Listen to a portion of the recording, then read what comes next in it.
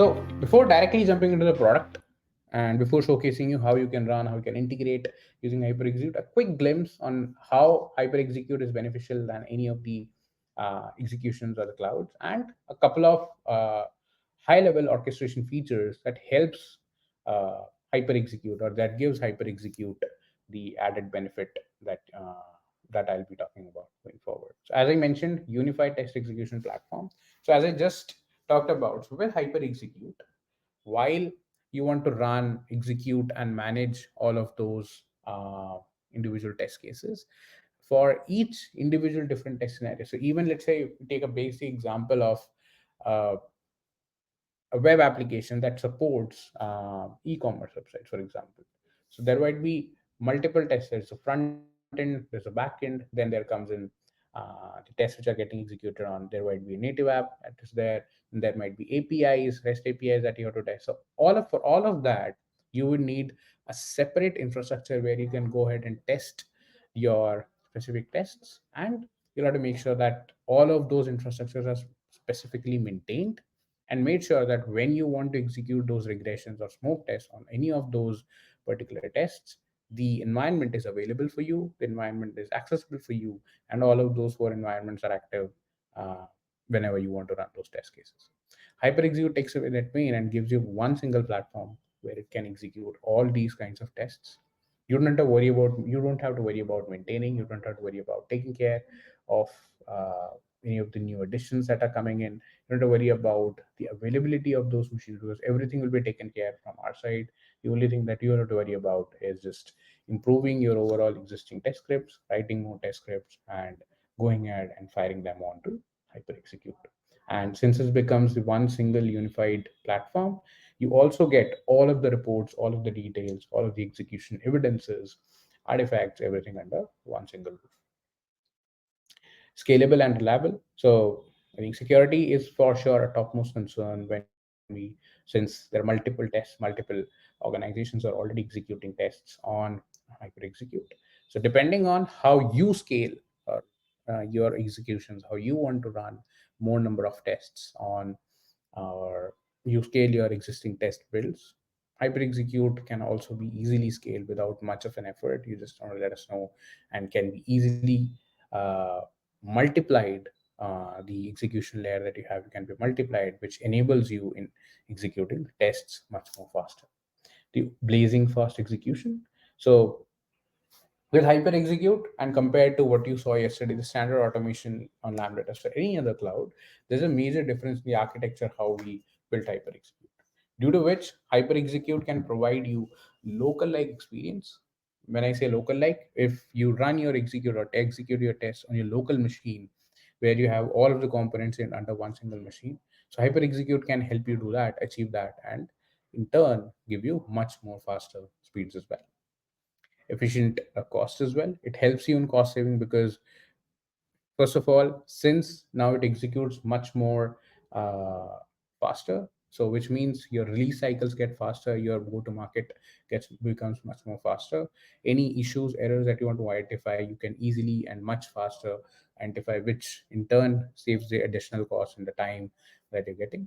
Along with that, with HyperExecute, since we take away all of the load from your CI/CD or from your platforms, you can even save the costs on your CI/CD or maintaining your own CI/CD or multiple nodes in your existing CI/CD platforms. And on top of that, since the overall maintenance, the infrastructure maintenance is also an additional cost. Since if I just take about an example of browsers, every month there are at least two new versions of browsers that come in, a new stable version, a new beta version, and maybe you want to run it on all of them. So with HyperExecute, you don't have to worry about it because we'll take care of that. New versions coming in, any new APM, Selenium, Playwright, any new versions coming in, we'll take care about it. And you just have to worry about making sure your dependencies are in place in your existing code, and you can go ahead and execute that as well. With HyperExecute, one more added advantage is, let's say if there is something uh, secure that you're testing it out, or which is too secure that you want to make sure that it remains inside your existing environment, be it GCP, AWS, or even Azure. HyperExecute can be deployed inside your private cloud as well, where we can deploy it within Azure, AWS, and GCP, and we are also available in all of these marketplaces as well, so that it's much easier to deploy, and you can run everything within your cloud, get all of the details, all of the logs that you get from HyperExecute, from LambdaTest, and still everything would remain under your roof, because everything is still under your cloud environment or your secure firewall. Going to features, I think I'll go into details about these features as I move forward, but HyperExecute supports couple of features like AI powered auto splitting, automatic retries in it, auto healing, which we have in Selenium, and test muting a smart weight, which allows the overall testing that you're performing to gives you more power, because can now take care of arranging those test cases, orchestrating and running those test cases more efficiently, rather than you worrying about and making changes in your existing code, or your test architects making changes in your existing code to make sure that it runs more seamlessly and more faster. Right. So this is how we would like to see, or we reimagine the overall test execution platform, where, as I just mentioned, any different kinds of tests, be it system, smoke test, end-to-end, unit or integration, be any kind of frameworks. Many of the frameworks that you're seeing here on the left-hand side, TestNG, Jasmine, WebDriver.io, Cypress, Playwright, I'm sure many of you would be already aware. You might already be using it as well. Or let's say, even if you have any in-house framework as well, it can be easily integrated with HyperExecute and executed as well. Or if you're working with any of the COTS application, something like SAP, ServiceNow, etc., HyperExecute can even integrate with that as well, and you can easily execute your tests there as well. So let's understand how HyperExecute is different. So if I talk about the current execution scenario, or I talk about any cloud platform, and I take my own example, let's say. So let's say I want to execute a script from my machine, since I'm in India. I would be launching the script from my machine, which is in my machine. From the script, the connection point, as Akash might have showed you yesterday, that there's a hub URL that gets configured. So that hub URL, it looks for the nearest hub, bases the location from where I fired the script. In my case, I'll find it in the APAC region, maybe Mumbai or in Singapore. As soon as I get the hub URL, I'll go ahead, and this basis the capabilities that I added in my script, it will go ahead and look for a browser. And that browser would be available in one of our data centers where the machines are located. And let's say that browser I get in Europe. And from there, let's say the application that I want to test is in the US. So the application, since we don't have any control over the application, it will remain there and stay there. So basically, what's happening is that from the script to the application, for one single request to go and come back, it's almost traveling more than half of the globe, which is adding on to the overall execution time, because the request is going from, in the example that I quoted, the request is going from India all over the to US, via Europe, all over to US, and then coming back. And all of the individual arrows that you see, these are different network hubs, because the script is in my own network. The hub is in its own network. The data center network is where the browser is present. And the application for sure is in the data center where it's there.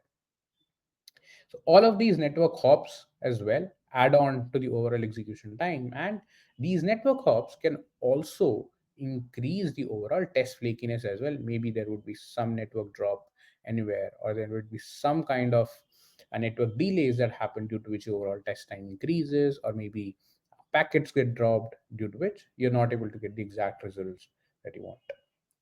And since everything is so spread out, you also don't have complete control of where and what you can look into, and where the issue might have fallen into. What we did, or how we reimagined, is, so I think similar in case of any mobile scripts as well, where you have a script, there's an APM hub, and a machine that has a client, and then a mobile device where you want to run the script. How we changed, or what we reimagined, is that the first three components that you see here, which is a script, the hub, and the browser, you actually containerize those into one single machine, which makes it similar to how you do it on your local. So if just imagine you're running a test from your local, where you have a script in your machine, you have your hub, the browser, everything resting in your machine. And it might be just the application which is outside in one of your application servers, rest everything remains in your local machine, which makes the interactions between the first three components, which is the script, the hub, and the browser, much faster, because now they are within the same network. They are within, since they are in the same network, there are no network hops, no network delays. The communication between those are much faster. So as you can see, the first three components are under one single in one single container, and the only request which is going out from that container now is to the application itself. And this request as well is from the nearest location. Why I say that is because uh, HyperExecute is actually backed by Azure. So since Azure has its presence in overall almost 61, more than 60 plus locations across the globe, HyperExecute as well, the machine on which the test gets executed can be located nearest to the application. So earlier, where my request was going from all over to India to the US, now first you're getting one single container where all the requests are now transferring within that same network. And even the single request is going out is going from US to US because the machine, that container that has been located is in the US, which makes it much more faster. So there are multiple customers who are already using it, and they have seen improvements of more than 50% in their overall execution. And now, since, as I mentioned earlier, this becomes one single roof, makes it much more faster, supports all the different kinds of languages, frameworks on which you want to run, can be easily integrated with any of your CI/CD pipelines, Jenkins, Azure, GitLab, you name it. It's very easily integrated because on your CI/CD as well, there's nothing major that you have to do. You just have to call. When I talk about integration, I'll show you what those two steps are for the integration. But it's just those two steps, or maybe a single line or two lines of code that you have to add in your existing CI/CD that will go ahead and do the job. Rest everything, HyperExecute will take care. So basically, how we want the overall testing landscape to look like and how we have re-architectured it is, as I just mentioned, at the base, we stand in as your unified test execution platform, where you can come in and execute on any different kinds of platforms, be it Mac, Windows, Android, etc.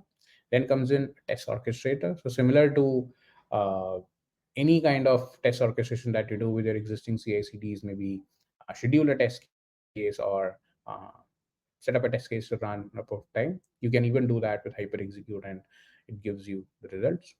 Then test stabilizer. So HyperExecute has an inbuilt, as I mentioned, auto split feature where it orchestrates the test cases and executes the test in the most efficient way. It also has auto healing feature where any of the commands that are being executed can get automatically healed for any changes that have been identified. Observability analytics. So there are multiple reports that can be generated using HyperExecute, and even your existing reports as well that you're utilizing can be brought into HyperExecute and run or shared within HyperExecute, which means that you do not have to traverse between different platforms to get the reports, to get the visual analytics that you see and logs that you see. You do not have to travel between multiple platforms, but all of the details, you'll easily get it here itself. And test intelligence. So a couple of intelligent features like Flaky test and AI powered RC that helps you even much more in debugging and analyzing the test cases that are executed. Right. So now let's quickly get on to how we can integrate HyperExecute and how we can run with HyperExecute. Just give me a quick second.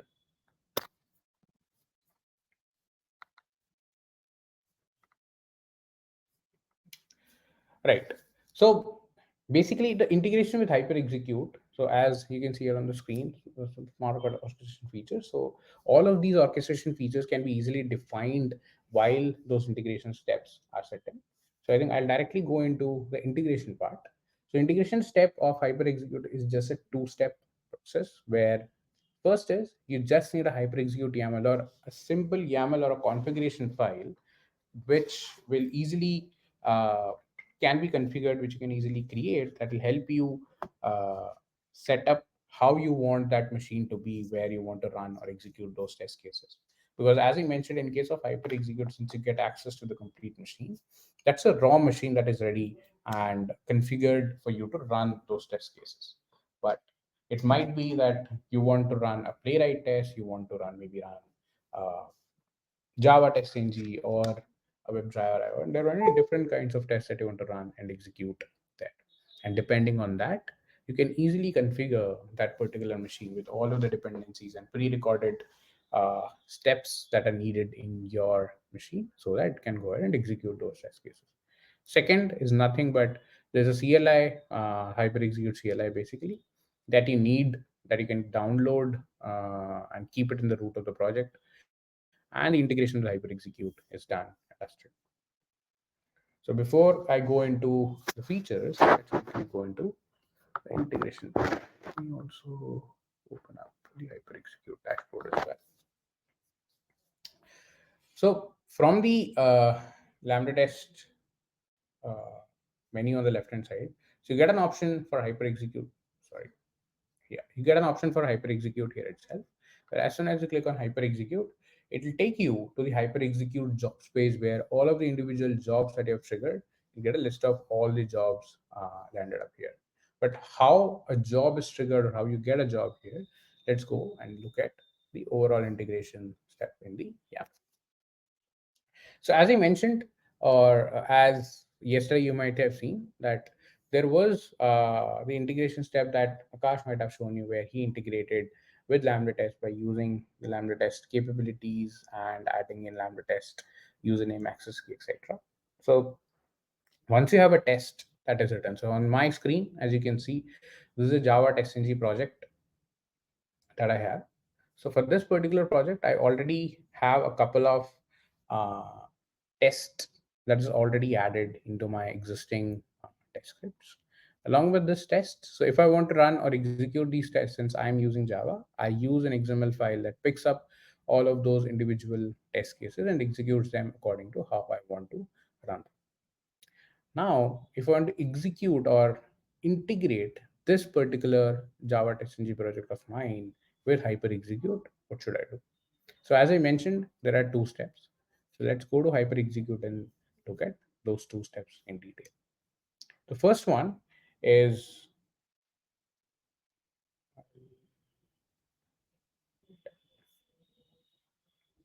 so we, depending on the individual project that you're trying to run, or depending on the individual tests that you're trying to set up, you might be using an existing language or framework on which you're trying to run or execute those test cases.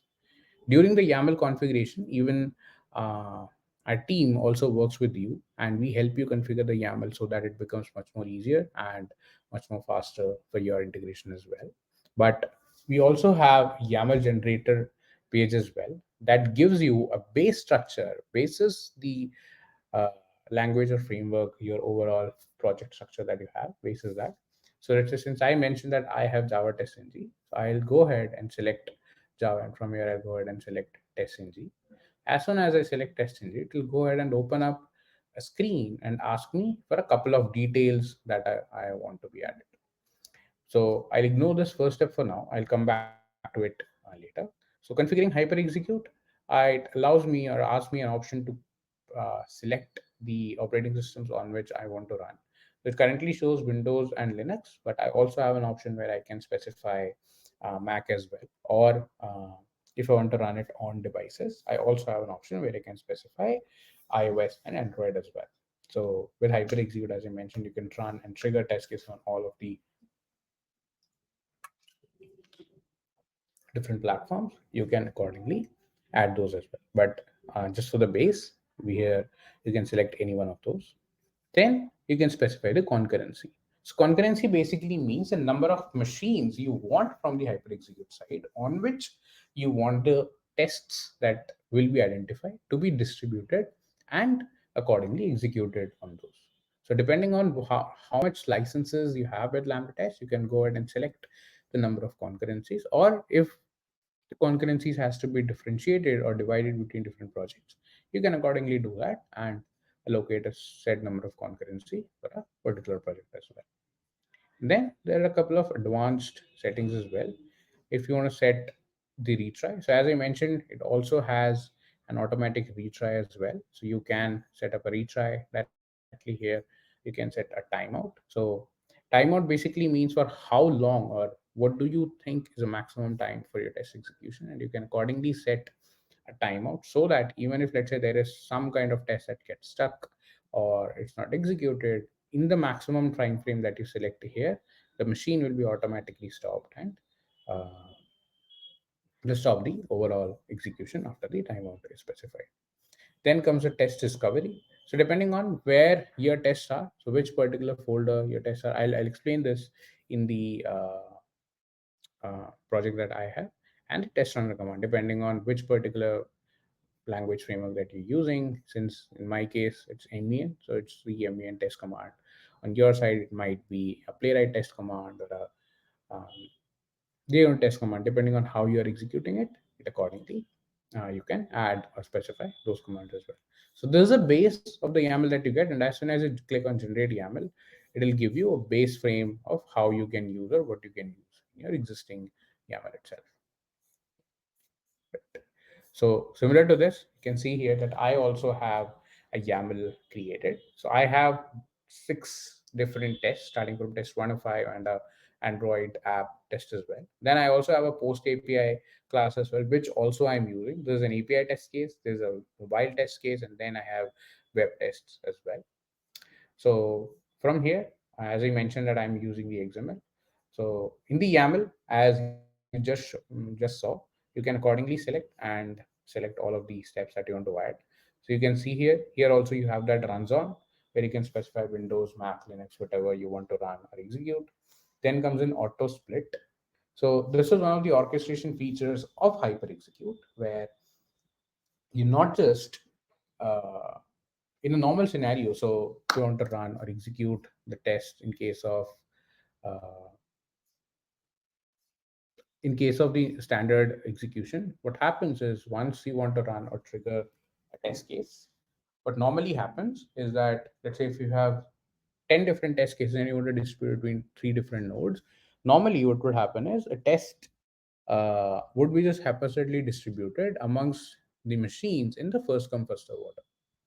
It won't look at the overall executions, it won't look at the execution patterns of those test cases.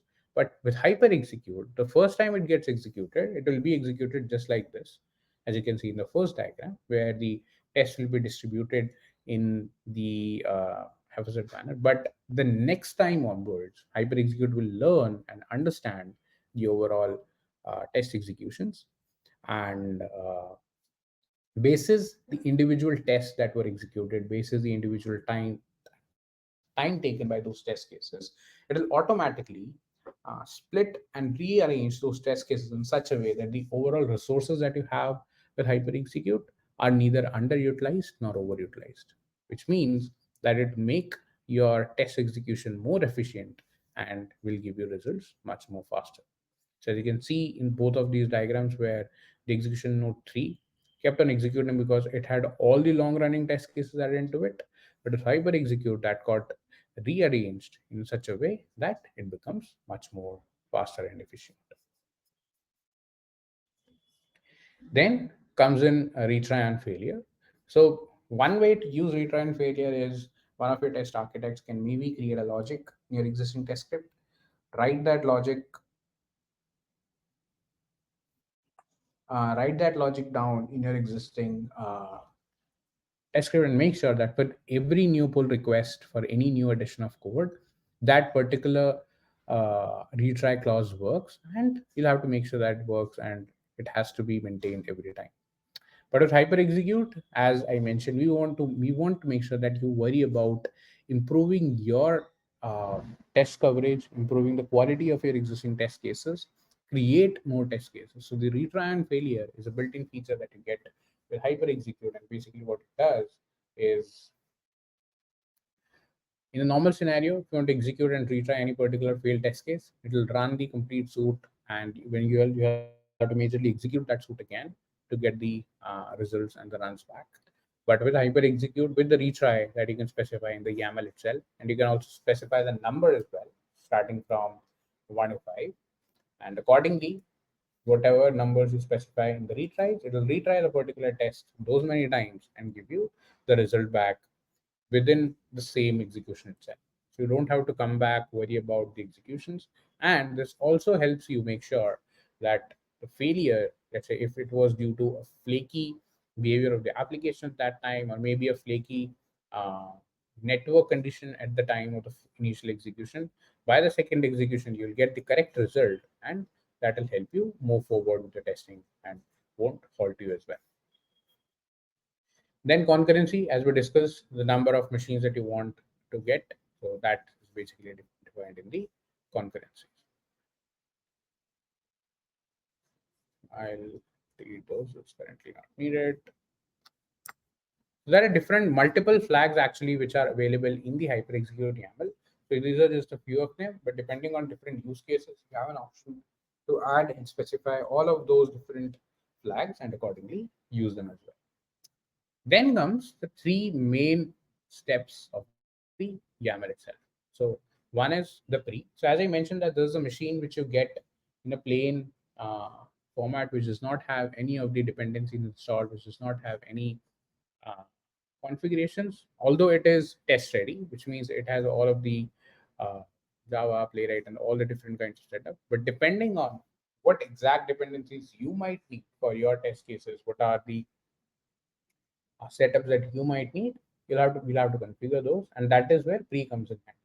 So before the actual test execution, in the pre you can define whatever you want to install on that machine, and everything gets done just like we set up any of our CI/CD machines or our local machines to run our test cases.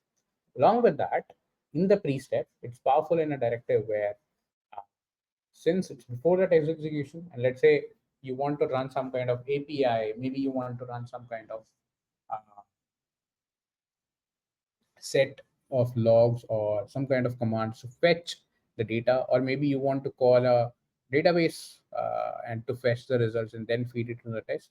Anything that you want to do can be performed in the pre-step depending on where how you add it, how you specify that, and whatever is added in the pre-step gets executed before the actual test execution, and all of those data and all of those artifacts that have been there in the pre can be utilized for your actual test execution itself. Then comes in the test discovery. What you see here on the screen is the raw format of test discovery that I'm showcasing you, where we specify where the individual tests are. So as I mentioned that in my case, I run it from an XML. So I am identifying the tests from the XML file itself. And once those tests are identified, I'll run and trigger those tests. So let me run this grep command for you.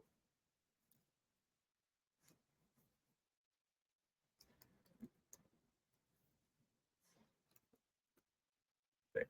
So as you can see, it has gone ahead and identified all of those different test cases uh, that I had, where from the XML, and all of these test cases will be distributed to my test runner command. So as you can see that I have a Maven test runner command. Depending on your language or framework, you might have something which you're already specifying in your existing CI/CDs.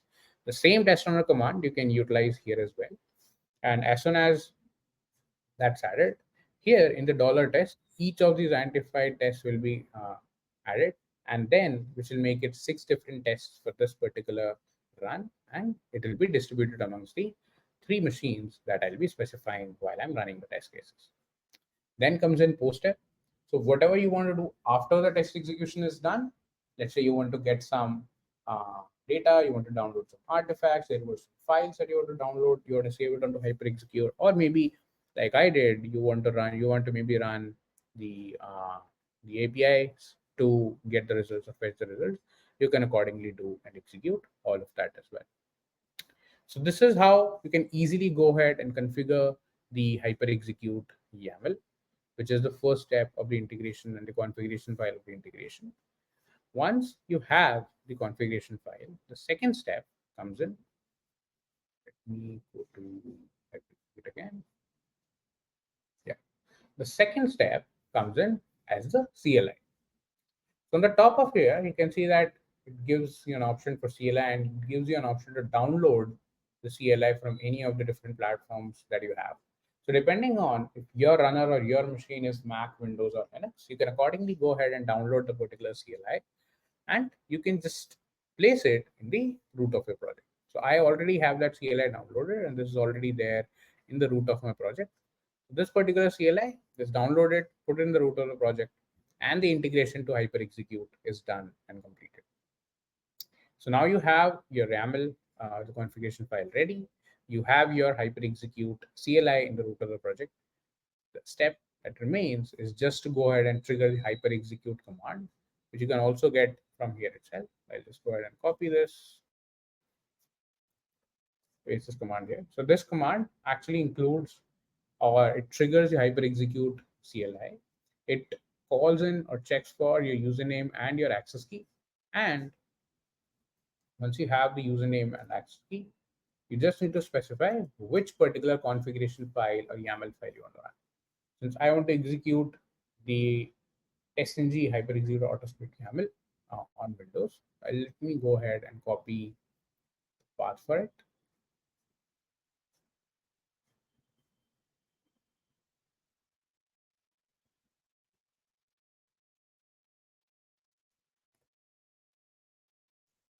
So specify the YAML, and I'll go ahead and press enter. So this will go ahead and start the test execution. As you can see, similar to how we saw earlier in the grep command, it has identified all of those individual tests.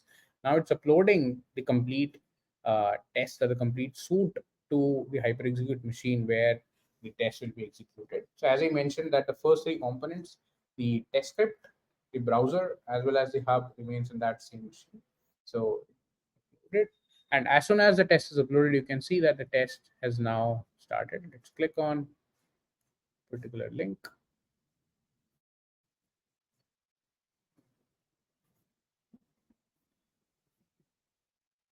So as you can see now that the test has been started, it has triggered up. Since I mentioned three in the concurrency, you can see that three different machines have been allocated to me.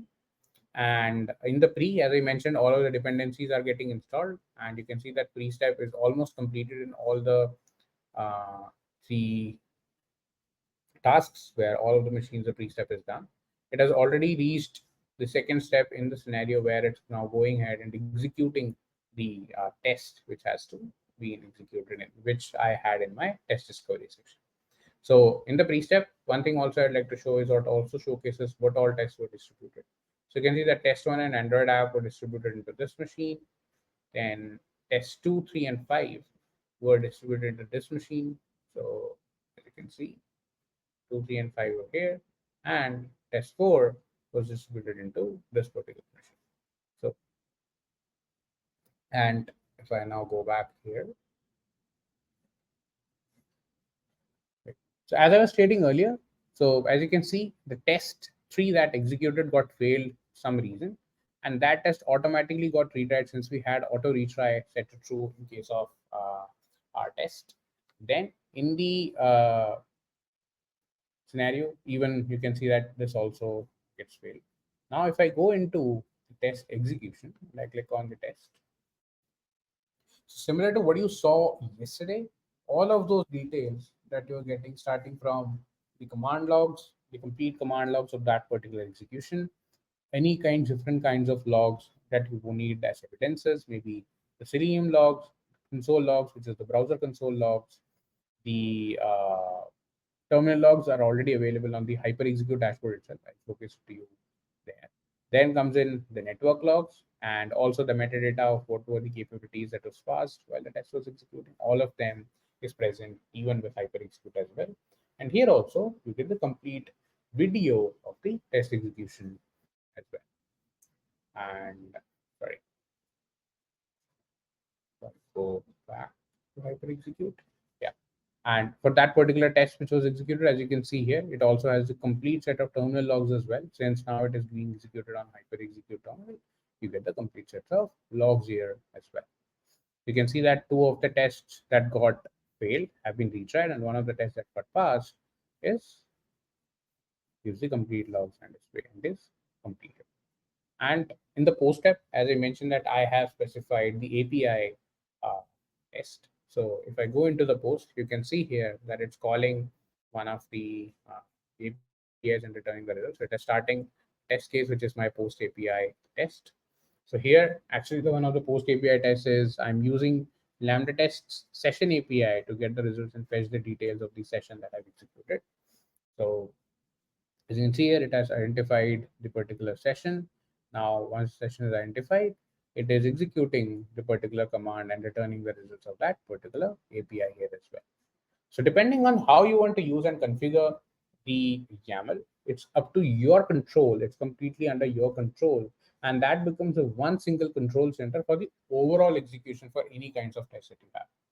So as you just saw in my case, I had three different kinds of tests: the Android app, the web test, as well as the API. All of those were executed just by triggering one single YAML, and everything now I have under one single shell.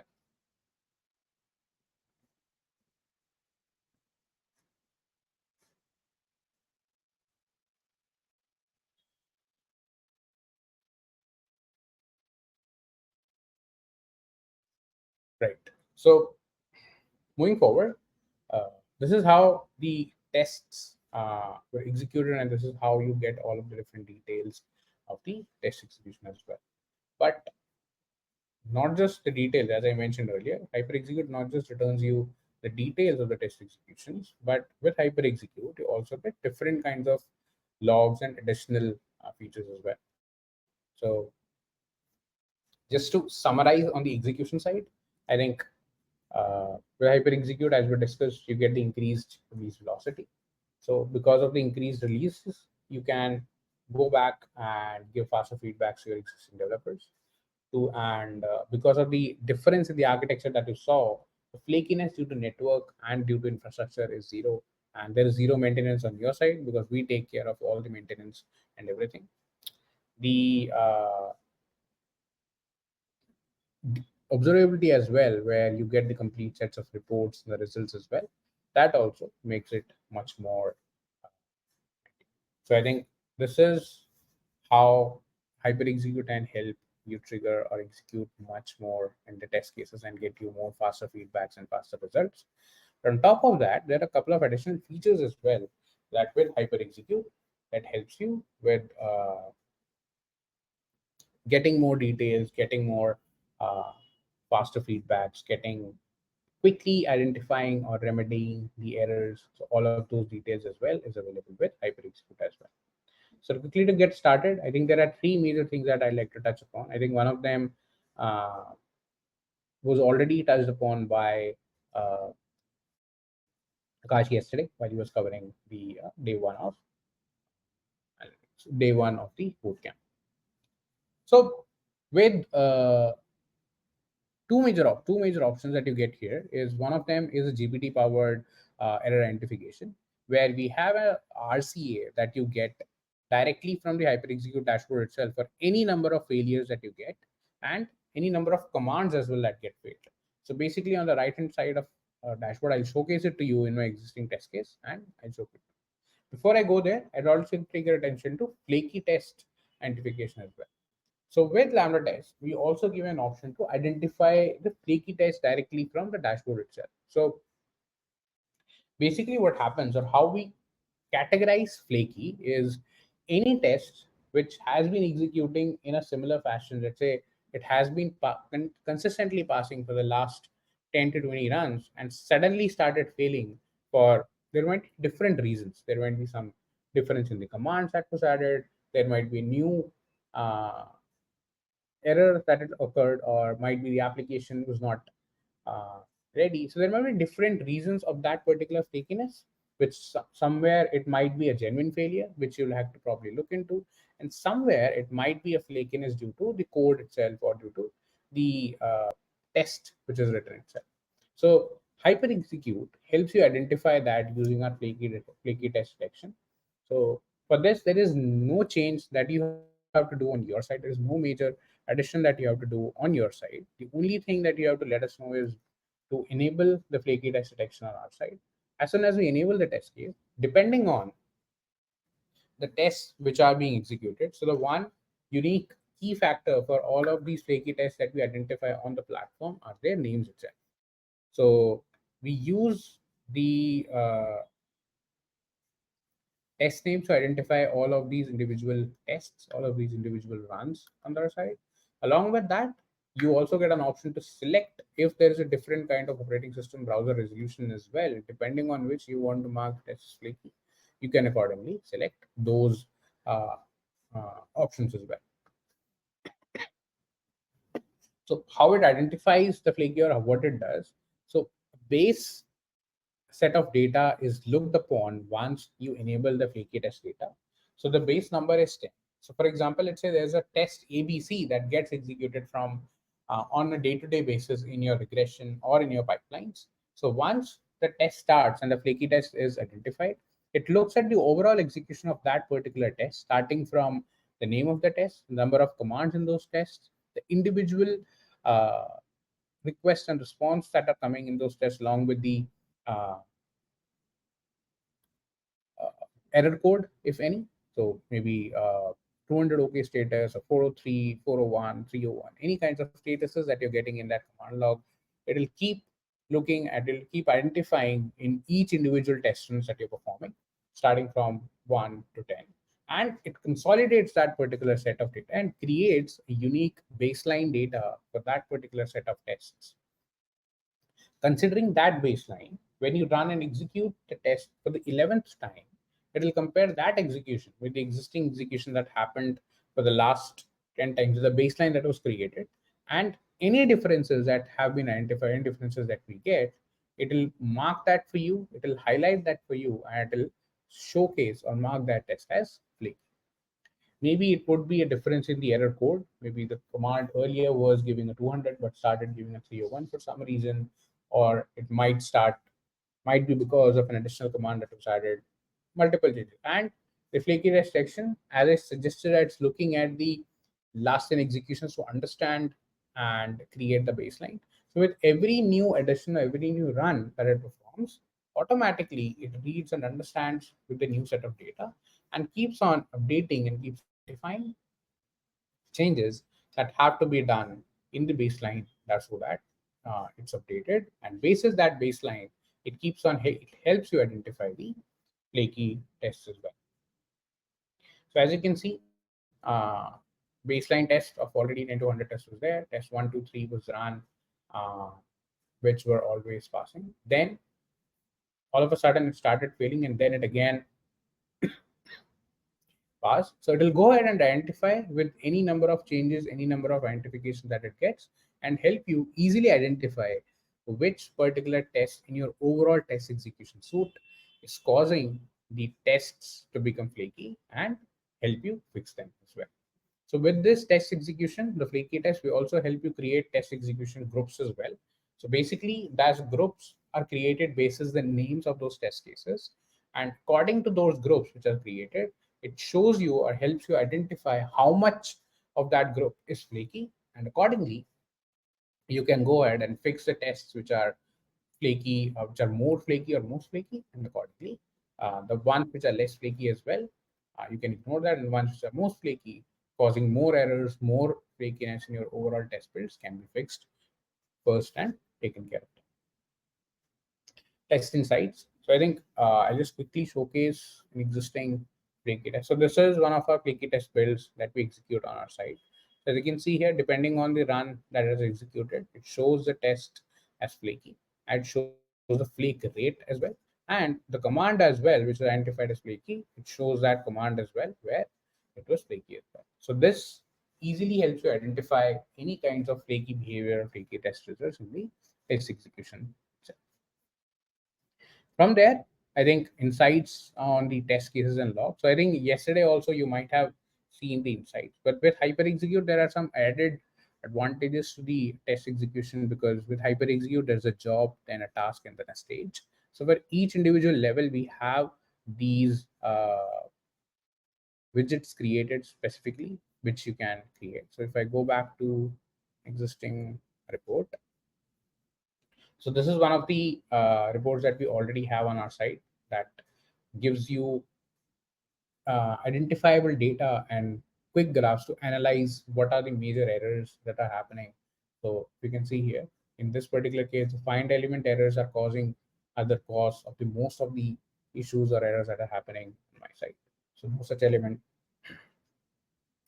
such. Similar to that, you also get in command error categorization, command error status trends as well. And as I mentioned, as I was talking about, you also have a group for flaky tests as well, where you can group the flaky tests depending on how which particular group or which particular test is getting more flaky, and accordingly fix those so that it identifies and helps you take care of the flakiness as well. So as you can see here, the flakiness trends, which was earlier, it was showing a high number, has started gradually decreasing, because once you start working on those flaky tests, once you start fixing those flaky tests, you'll see the differences on those behaviors, and this will automatically get uh, taken care as well. Then, in case of the widgets, as I mentioned, for HyperExecute, there are multiple widgets that you can go ahead and select depending on what particular data, what particular graph you would like to see on your existing reports. And according to that, once the tests, all of the tests are executed, you'll get a cumulative report of all of the tests, the browsers it might be using, the operating systems on which it was running, maybe the trends of how your jobs are frequently passing, failing, similar for stage and task as well. So all of those details you can get in all of these different widgets that are available, and will help you consolidate that single report itself. And the particular report that you're seeing, you can get the details basis whatever time range that you select. And you can also select a custom time range as well if that's required. On top of that, you can edit the overall sorry you can edit individual widgets as well, because all of these individual widgets are configurable, meaning that let's say if you want to particularly select or particularly group the databases a particular project or a particular test that you're executing, you can accordingly configure the widget and get the results specific to that itself. And this particular report is downloadable as well as shareable. So if you want to share this particular report outside to anyone to whom you just want to show the high level data of the tests which are running, so that also is possible with the analytics as well. Then comes in one more thing, which is the RCA, or the root cause analysis. So I think I'll go back to my presentation. So you also get an AI powered root cause analysis as well with the HyperExecute, where in HyperExecute execution, let me go back to execute test.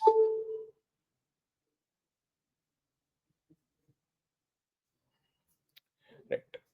So as you can see here, for this particular test that has been executed, you can see that it gives you errors identified. And if I click on see details, it will show me the exact detail of the test that got failed, the command that actually got failed, what was the error that I got, and it will also show me a quick code snippet of which line did the error come in from. And you also can see an option for generate RCA. So basically, depending on the error that you get, a normal way of how we debug or how we try to identify the errors is we copy the error, we try to paste it into maybe Stack Overflow, ChatGPT right now nowadays, and or maybe Google, and from there we try to get the results and try to analyze what those fixes can be. So similarly, it gives you the same thing, but this is directly fed into ChatGPT, so you don't have to worry about or take copy pasting and trying to identify it from Stack Overflow, but you'll get the complete RCA, the remedies, as well as suggestions directly by that get RCA option.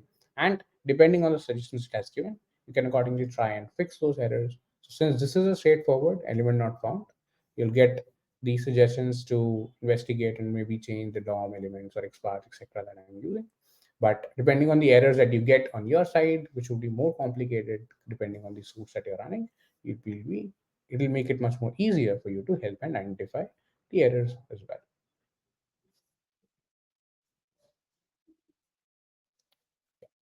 So I think this was majorly on the HyperExecute side of things. As I mentioned with HyperExecute, there are different multiple other tests as well that you can do. So we'll also quickly talk about how maybe you can do performance test using HyperExecute as well. But before that, I think I'd like to go back and check if anyone has any questions. And We'll come back to the slides after that. Oh, I think Suction is already here. He is already answering those questions. Thank you so much, Suction, for taking care of those. Yeah, I think there were only two or three questions. Uh, Great question, Shashikant. So yes, it supports self-healing.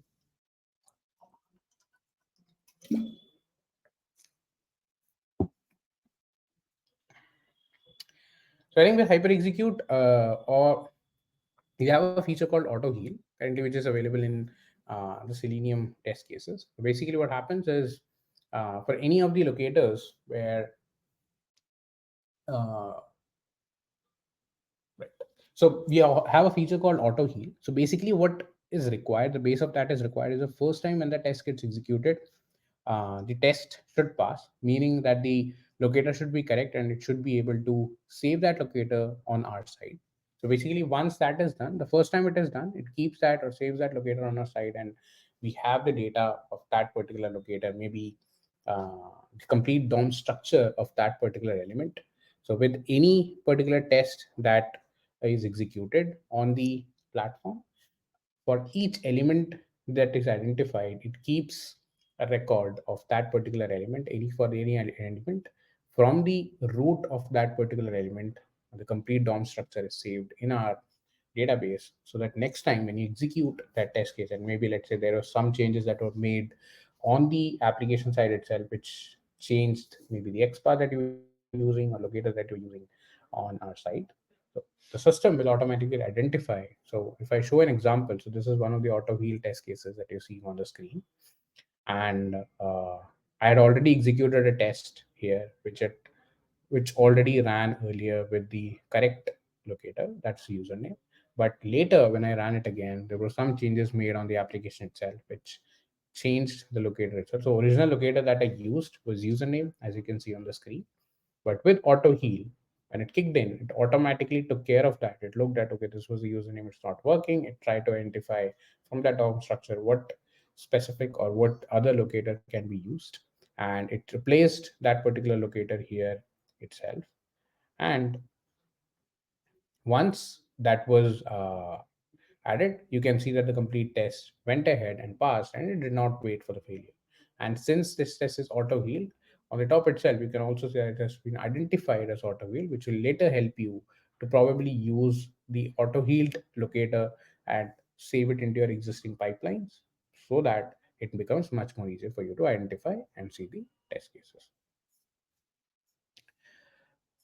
I think we are almost, yeah. Any other questions?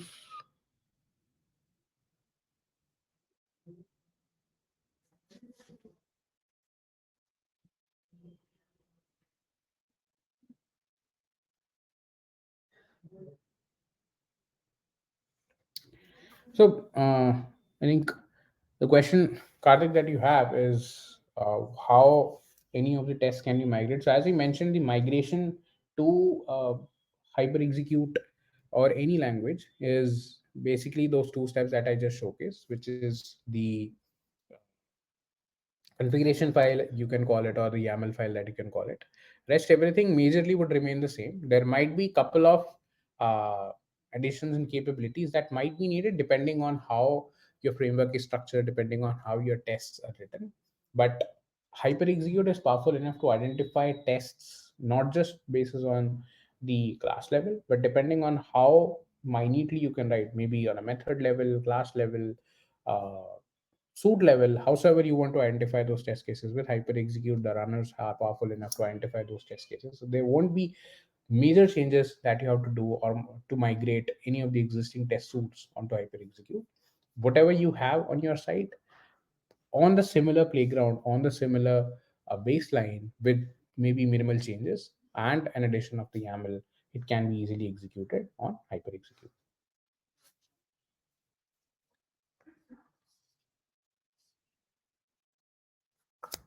Right. So I think I'll quickly move forward. So quickly talking about the performance testing part of it. So As of now, to perform or run any of the performance tests on Lambda test, what you need is any of the test authoring tools, maybe JMeter or any other framework that you use. But as of now, we have a direct integration with JMeter right now. And then test execution and the reports, everything that you get is we give you, because the executions happen with HyperExecute, and we get to give you the results back as well. Set it up, it's a one-time activity. So from the project, so on the HyperExecute dashboard, you have an option for projects. So I will cancel this, close this.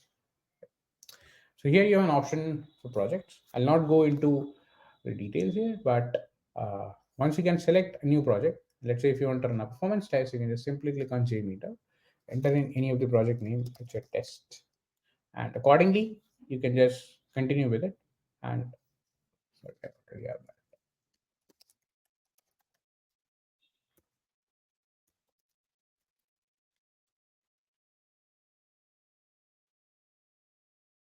Once you create a project, if you have GMX files, whatever GMX files you have, you can simply go ahead and drop those GMX files onto the LambdaTest. You can simply upload those here, and that's majorly the main part of it. Once you go ahead and upload those files, so I think I'll showcase it to you here.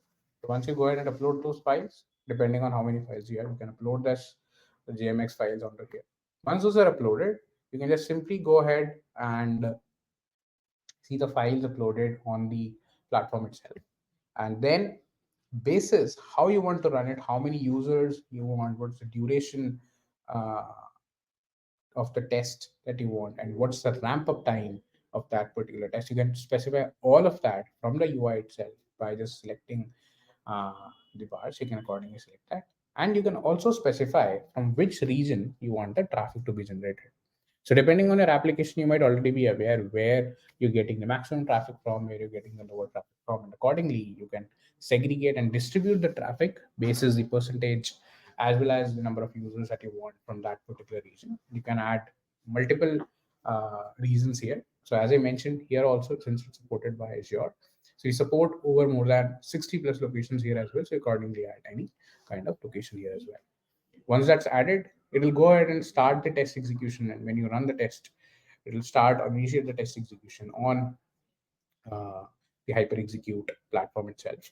And on the HyperExecute itself, since from one single machine, it can provide or it can boost the load of up to 2,000 users on that particular uh, request or that particular test. And as soon as the test is done or the test is completed, you get the complete analytics of the run as to how much load was put in the machine, what was the response time of the application while there was load, what was the overall timeline. So all of those reports as well easily get here in the HyperExecute platform itself, depending on different errors, maybe different kinds of logs that you get. So whatever is executed, you get all the logs, all the details under one single roof, and that makes it much more easy. So even for your existing performance tests as well, there's no additional platform that you have to identify or find for. It's just two clicks that you have to do to just upload your tests and maybe set up as to what your ramp up time and what your overall uh, regions where you want to run the test from. Rest everything will be taken care by HyperExecute, and you'll get the complete set of reports in return, which will help you uh, look at the overall performance and overall load that your application can bear or take into. Yeah. So I think this was majorly on the HyperExecute side of things, where you could execute and run and trigger the test cases.